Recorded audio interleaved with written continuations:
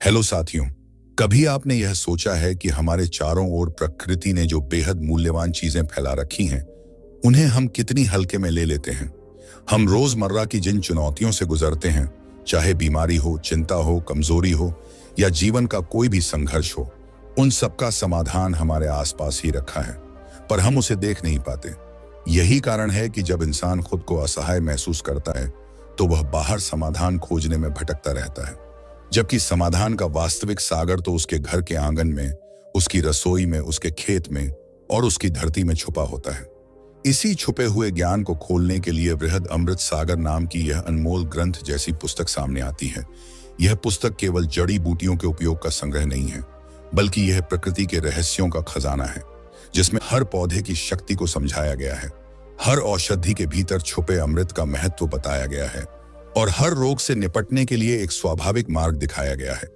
जब आप इस पुस्तक के संसार में कदम रखते हैं, तो ऐसा लगता है मानो आपके सामने ज्ञान का दरवाजा खुल रहा हो। एक ऐसा ज्ञान जो सदियों पुराना है, समय की कसौटी पर खरा उतरा है और आज भी उतना ही प्रभावी है जितना कभी हमारे पूर्वजों के समय था।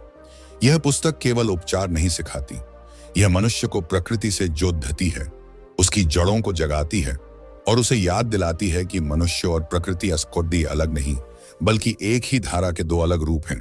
जैसे जैसे हम इस पुस्तक के अध्यायों में आगे बढ़ते जाते हैं, हमें यह एहसास होता है कि शरीर को ठीक करना उतना जटिल नहीं है जितना आधुनिक जीवन ने इसे बना दिया है।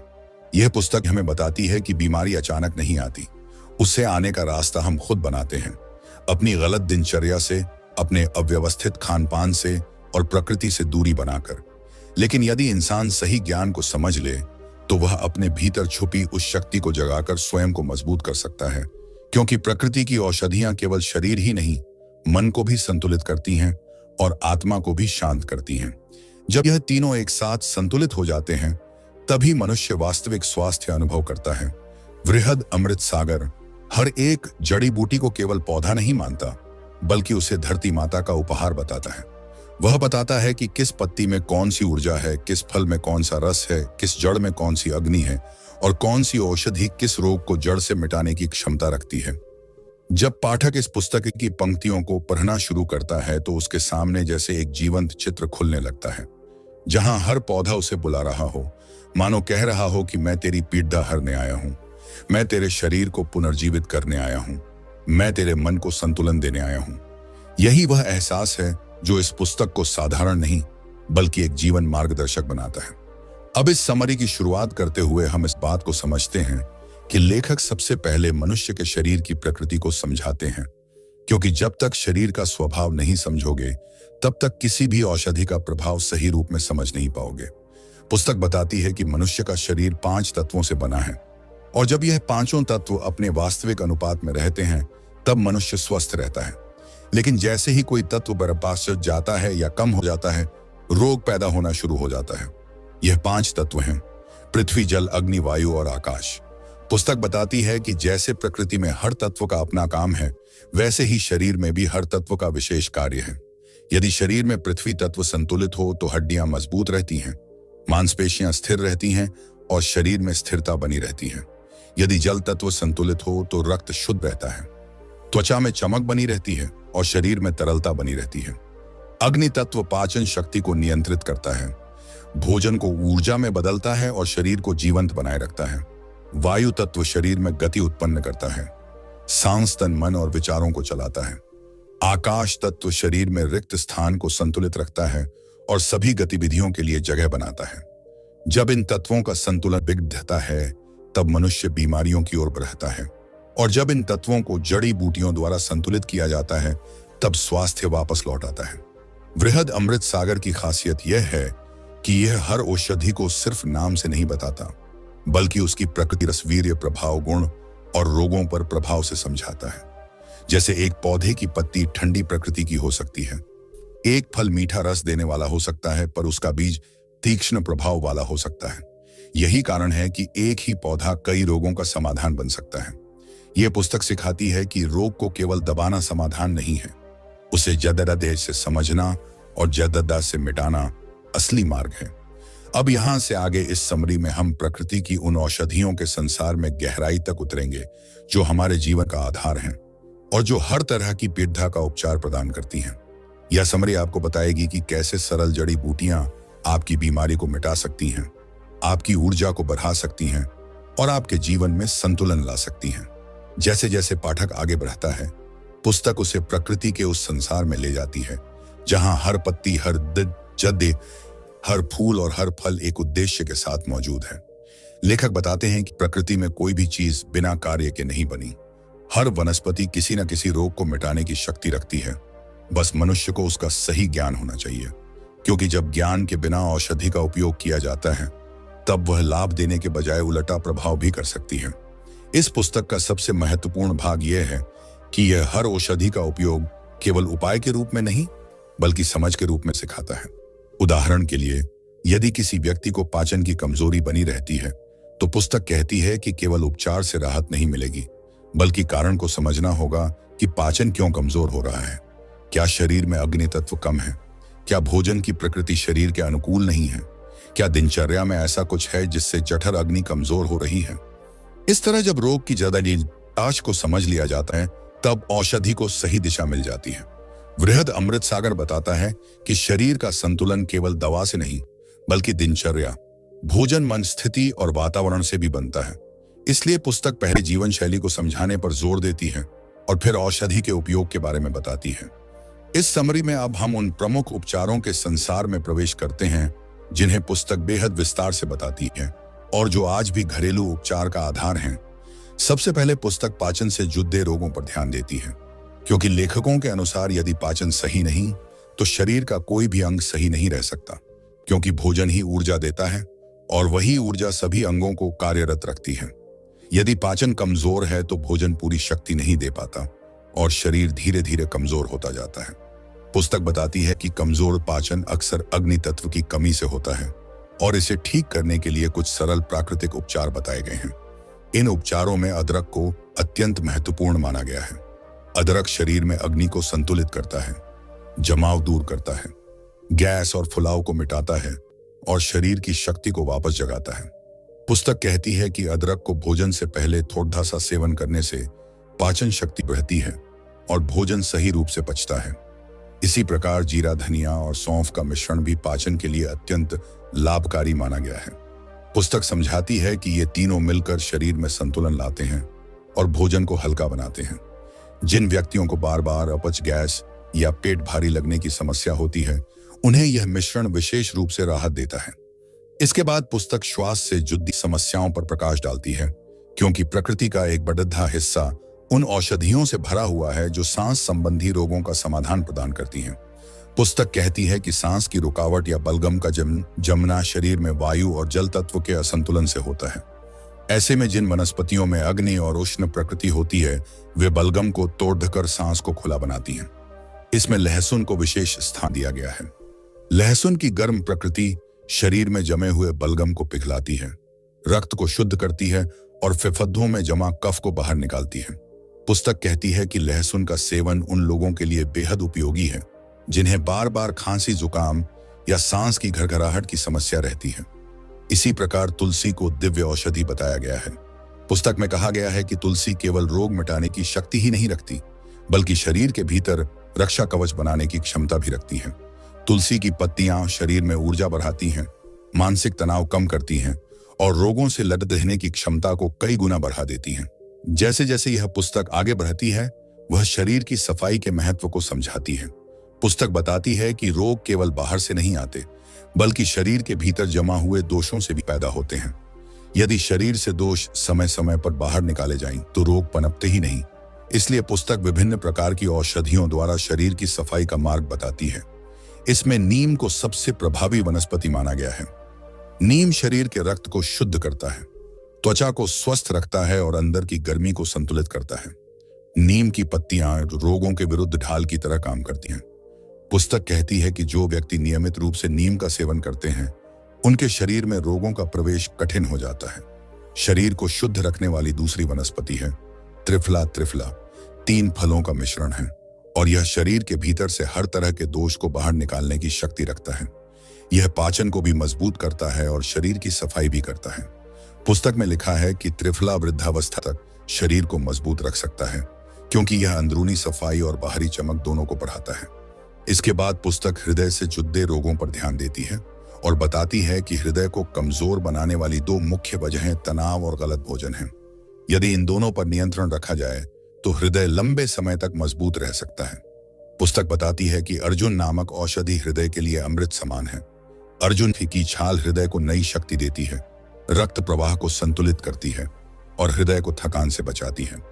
अब इस समरी के इस भाग में पुस्तक मानसिक स्वास्थ्य पर बोलती है, क्योंकि लेखक कहते हैं कि मन की शांति के बिना शरीर की शांति असंभव है। मन यदि अस्थिर है तो शरीर भी अस्थिर हो जाता है। इसलिए प्रकृति में ऐसी कई औषधियां मौजूद हैं जो मन को शांत करती हैं, चिंता कम करती हैं और नींद को सुधारती हैं। इसमें ब्राह्मी को अत्यंत महत्वपूर्ण बताया गया है। ब्राह्मी याददाश्त तेज करती है, मन को शांत रखती है, अधिक चिंता को कम करती है और विचारों को स्थिर बनाती है। पुस्तक कहती है कि ब्राह्मी केवल दिमाग को नहीं बल्कि भावनाओं को भी संतुलित कर देती है। इसके बाद शंखपुष्पी मानसिक शांति का दूसरा प्रमुख साधन बताया गया है। यह मन की थकान को दूर करती है, नींद को सुधारती है और मानसिक चंचलता को शांत करती है।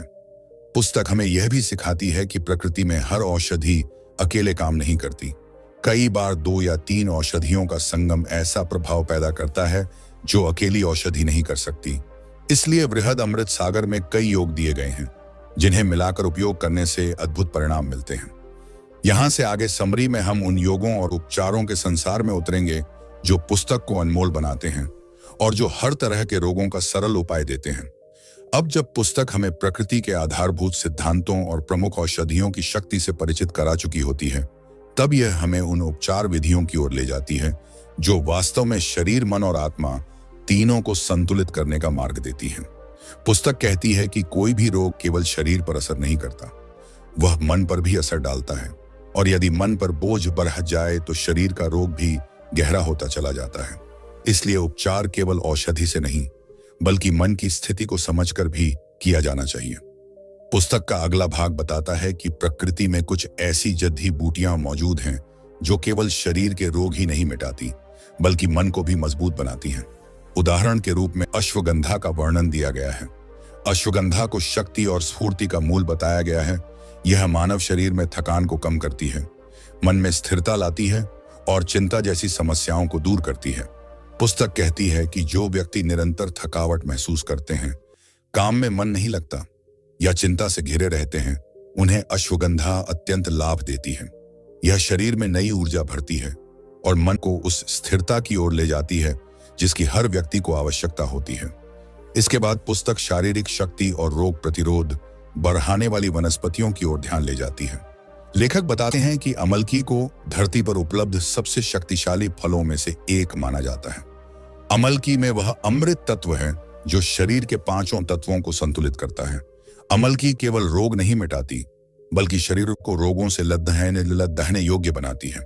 यह रक्त को शुद्ध करती है, त्वचा को चमकदार बनाती है और शरीर में नई ऊर्जा उत्पन्न करती है।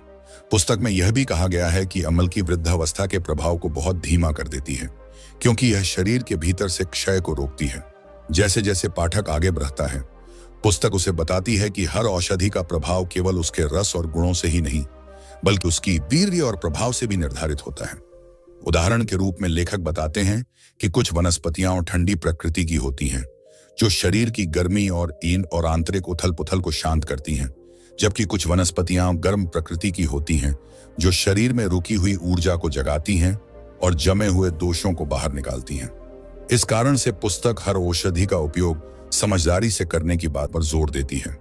अब इस पुस्तक का अगला भाग शरीर की उन समस्याओं पर आधारित है जो आज के समय में बेहद सामान्य बन चुकी हैं, जैसे जोड़ों का दर्द, नसों की कमजोरी और शरीर में कठोरता का बढ़ना।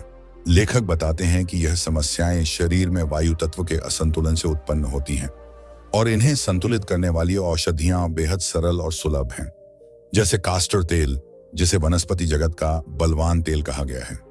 कास्टर तेल शरीर की नसों में लचीलापन लाता है, जमे हुए दोषों को खोलता है और जोड़ों की पीड़ा को बहुत जल्दी शांत करता है। यह पुस्तक कास्टर तेल को वरदान समान बताती है, क्योंकि यह शरीर के निचले भाग की समस्याओं को लगभग से ठीक करने की क्षमता रखता है।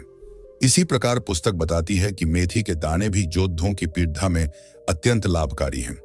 मेथी शरीर में गर्माहट पैदा करती है और योद्धाओं में जमा हुआ दर्द देने वाला दोष निकाल देती है। जिन लोगों के योद्धा सुबह उठते समय केडीडी हो जाते हैं, उन्हें मेथी का नियमित उपयोग विशेष रूप से राहत देता है। इसके बाद पुस्तक त्वचा से जुड़ी समस्याओं पर ध्यान देती है और बताती है कि त्वचा का उजला या काला होना उसका असली स्वास्थ्य नहीं दिखाता। वास्तविक स्वास्थ्य तब दिखता है जब त्वचा भीतर से चमकदार और जीवंत हो। इसके लिए पुस्तक में कई वनस्पतियों का उल्लेख है, जैसे हल्दी, जिसे स्वर्ण औषधि कहा गया है। हल्दी की गर्म प्रकृति शरीर से विषैले तत्व निकालती है और त्वचा को भीतर से शुद्ध करती है। हल्दी की शक्ति इतनी गहरी है कि यह शरीर के रक्त को भी शुद्ध कर देती है, जिससे त्वचा स्वाभाविक रूप से दमकने लगती है। इसके अगले भाग में पुस्तक बालों से जुड़ी समस्याओं पर आती है। बालों का गिरना, बालों का सफेद होना, सिर में रूसी जमा होना, ये सभी समस्याएं शरीर में जल और वायु तत्व के असंतुलन के कारण होती हैं। पुस्तक बताती है कि यदि आंवला, ब्राह्मी और भृंगराज का उचित उपयोग किया जाए तो बाल मजबूत, काले और स्वस्थ बन जाते हैं। भृंगराज को तो बालों का राजा कहा गया है, क्योंकि यह बालों की जद्दों में नई जीवन शक्ति भरता है। पुस्तक यहाँ एक अत्यंत गहरी बात कहती है। वह कहती है कि मनुष्य जब प्रकृति से दूर होता है तब रोग निकट आते हैं, और जब मनुष्य प्रकृति के निकट होता है तब रोग दूर चले जाते हैं। यह पुस्तक केवल औषधि के बारे में नहीं बताती, बल्कि जीवन को प्रकृति के अनुसार ढालने का एक मार्ग भी दिखाती है। लेखक कहते हैं कि दिन का आरंभ सूर्य की ऊर्जा से होना चाहिए। भले हम सूर्य उगते हुए न देखें, पर उसका प्रकाश और उसकी गर्माहट शरीर में ऊर्जा भरती है। वहीं रात का समय शांत और स्थिर होना चाहिए, ताकि शरीर विश्राम कर सके और मन को पुनर्स्थापित कर सके। जैसे जैसे हम आगे बढ़ते हैं, पुस्तक हमें उन जड़ीबूटी बूटियों के अद्भुत योगों से अवगत कराती है जो कई रोगों को एक साथ मिटा देते हैं, जैसे त्रिफला, जिसके 3 फलों का संगम शरीर में इतनी गहराई से असर करता है कि पाचन सुधारने से लेकर आंखों की रोशनी बढ़ाने तक का कार्य कर देता है। इसी प्रकार च्यवनप्राश का वर्णन भी दिया गया है, जो अमल की और कई शक्तिशाली औषधियों के मिश्रण से बनता है और शरीर को भीतर से जवान बनाता है। इस भाग के अंत में लेखक एक अत्यंत महत्वपूर्ण बात कहते हैं कि प्रकृति का ज्ञान केवल पढ़कर नहीं, बल्कि अनुभव करके समझ आता है। जब तक जड़ी बूटियों को जीवन का हिस्सा नहीं बनाया जाएगा, तब तक उनके लाभ का वास्तविक असर महसूस नहीं हो पाएगा।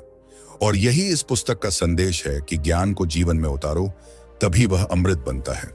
जैसे जैसे यह अनोखी ज्ञान यात्रा गहराती जाती है, वैसे वैसे पाठक को यह समझ आने लगता है कि साधारण दिखने वाली वनस्पतियों में कितनी असाधारण शक्ति छिपी होती है। प्रकृति ने हर रोग के लिए किसी न किसी स्वरूप में उपचार का बीज पहले से धरती पर बो दिया है। बस मनुष्य उसे पहचानने और अपनाने में देर करता है। इस पुस्तक में दर्ज अनेक उदाहरण बताते हैं कि कैसे एक छोटा सा पौधा किसी बड़े रोग को शांत कर सकता है, और कैसे एक साधारण पत्ती शरीर के भीतर छिपी गहरी अशांति को दूर कर देती है। ज्ञान का यह सागर केवल औषधियों का परिचय नहीं देता, बल्कि यह मनुष्य को यह भी सिखाता है कि वह अपने शरीर को कैसे समझे, कैसे सुने और कैसे सही समय पर सही उपाय अपनाए, क्योंकि शरीर हर क्षण संकेत देता रहता है, कभी थकान का, कभी पीड़ा का, कभी आंतरिक असंतुलन का। आज की तेज जीवन शैली में मनुष्य इन संकेतों को अनदेखा कर देता है और धीरे धीरे रोग गहराते जाते हैं। यह पुस्तक इन संकेतों को पहचानने की कला सिखाती है, ताकि रोग पनपने से पहले ही उसे शांत किया जा सके। लेखक बताते हैं कि जब मनुष्य अपनी दिनचर्या को प्राकृतिक चक्र के अनुसार ढाल लेता है, तब शरीर स्वयं ही स्वस्थ होने लगता है। सुबह की शुद्ध वायु शरीर को नई शक्ति देती है, दोपहर का समय पाचन प्रक्रिया को संतुलित करता है, और रात्रि का शांत समय शरीर को भीतर से सुधारता है। लेकिन यह सुधार तभी संभव है जब मनुष्य अपने भीतर और बाहर दोनों जगह स्वच्छता बनाए रखे। मन को स्वस्थ रखा जाए तो शरीर को भी स्वस्थ रहने की प्रेरणा मिलती है।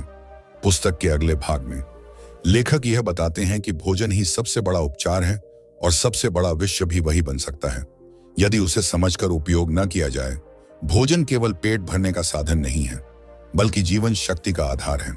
किसी भी रोग के उपचार के साथ भोजन की गुणवत्ता और उसका समय अत्यंत महत्वपूर्ण भूमिका निभाते हैं।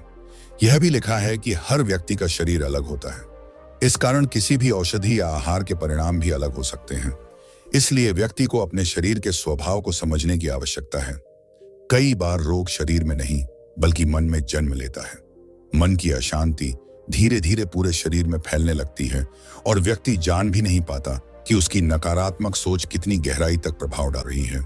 इस पुस्तक में मन को शांत रखने के अनेक सरल उपाय बताए गए हैं, जैसे कि सुबह की धूप में बैठना, पेड़ों के बीच टहलना, मिट्टी को हाथों से स्पर्श करना और रात्रि में थोड़ी देर गहरी श्वास लेना। ये छोटे छोटे कदम मन को भीतर से स्थिर करते हैं और जब मन स्थिर होता है तब औषधियों का प्रभाव भी कई गुना बढ़ जाता है। यही कारण है कि लेखक केवल औषधि पर ध्यान देने की बात नहीं कहते, बल्कि जीवन को संतुलित रखने की सीख भी देते हैं, क्योंकि रोग से लड़ने का असली सामर्थ्य उसी शरीर और उसी मन में है जो स्वयं को प्रेम से संभालता है। यदि जीवन के हर पक्ष में थोड़ा सा अनुशासन जोड़ दिया जाए तो बड़ी बड़ी कठिनाइयां भी धीरे धीरे हल्की होने लगती हैं।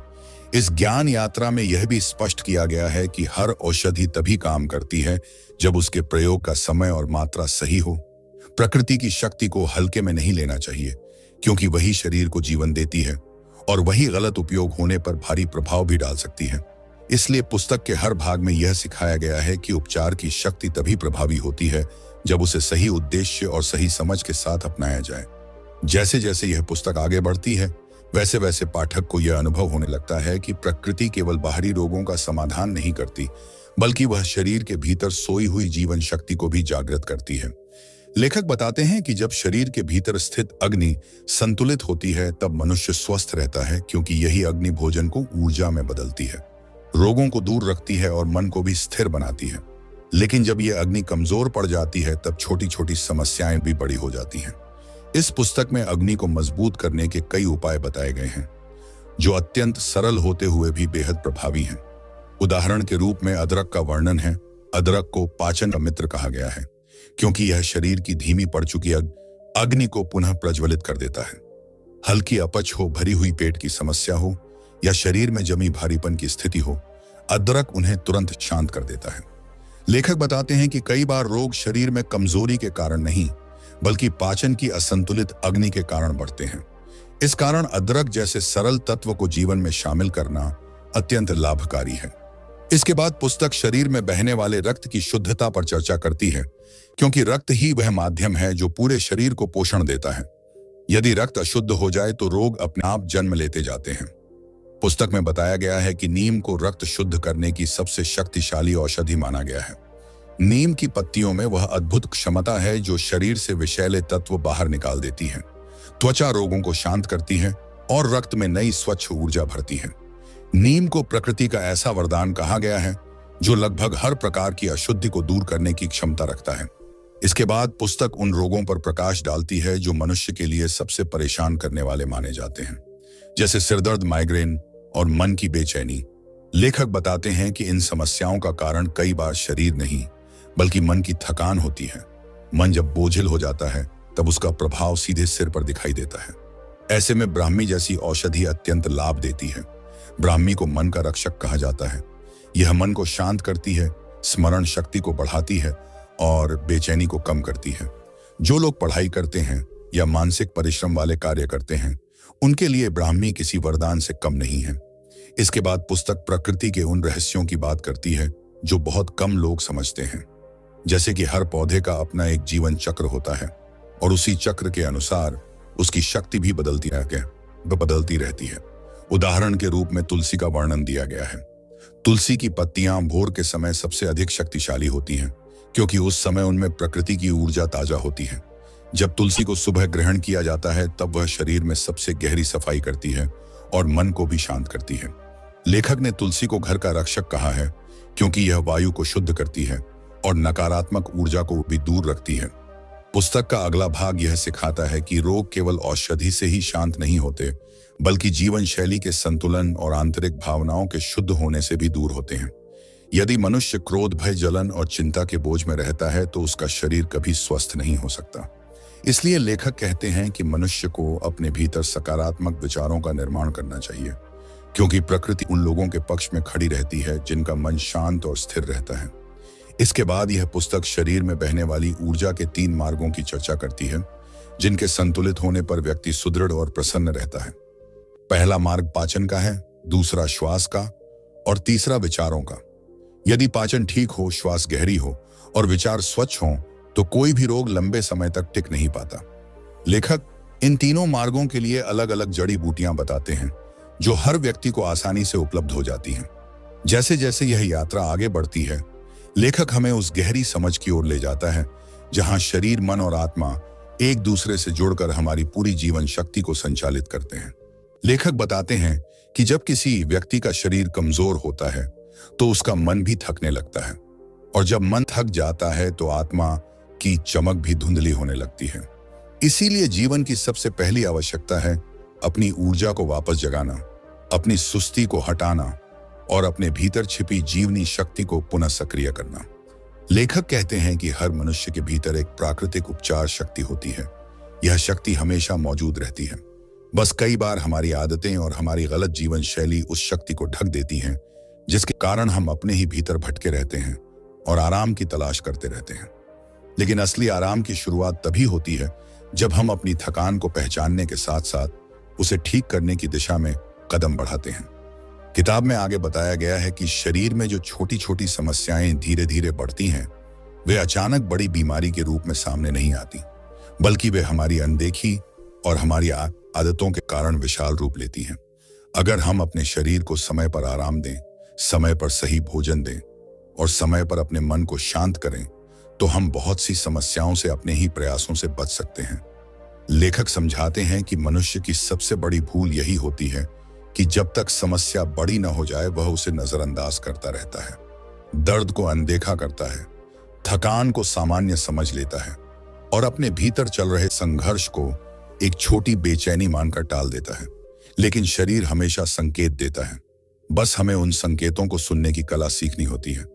लेखक कहते हैं कि जब इंसान हर दिन अपने शरीर को थोड़ा समय देना शुरू कर देता है तो उसका शरीर भी उसके साथ समझदारी से पेश आने लगता है। वह धीरे धीरे बेहतर होता है, उसकी पुरानी थकान कम होती है, उसकी सांसों में नई ताकत आती है और उसका मन भी शांत होने लगता है। मन की शांति ही वह आधार है जिसके ऊपर पूरी जीवन की इमारत खड़ी होती है। जब मन शांत हो तो निर्णय बेहतर होते हैं, जब मन शांत हो तो संबंध बेहतर होते हैं और जब मन शांत हो तो जीवन के कठिन समय भी आसान लगने लगते हैं। किताब में यह बात बहुत गहराई से समझाई गई है कि चिंता सिर्फ एक मानसिक अनुभव नहीं होती। चिंता शरीर की शक्ति को निचोड़ देती है और इतनी धीरे धीरे करती है कि इंसान को इसका पता भी नहीं चलता। लेखक बताते हैं कि चिंता का पहला असर सांसों पर पड़ता है, फिर दिल पर, फिर दिमाग पर और अंत में पूरी ऊर्जा पर। इसीलिए चिंता को समझना और उसे रोकना बहुत जरूरी है। चिंता को रोकने का पहला तरीका है खुद के साथ ईमानदार होना और यह स्वीकार करना कि शरीर और मन दोनों को आराम की जरूरत है।